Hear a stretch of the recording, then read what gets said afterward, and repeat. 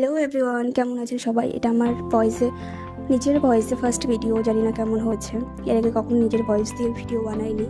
আর যা গরম পড়েছে, এই গরমে তো আমার কিচ্ছু খেতে ভালো লাগছে না, আর খেতে ইচ্ছে করছেও না। তাই ভাবলাম একটু তেতো তেতো কিছু খাওয়া যাক।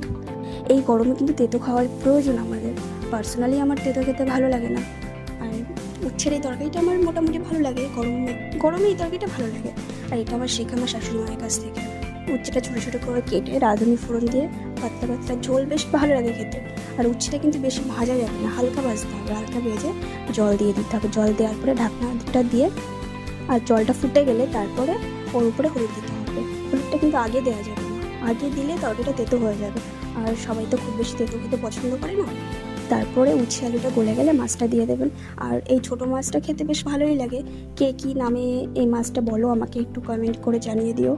তারপরে তরকারিটা ফুটে গেলে, আলুটা গলে গেলে দুই একটা আলুটা ভেঙে দিয়ে তরকারিটা নামিয়ে ফেলতে হবে।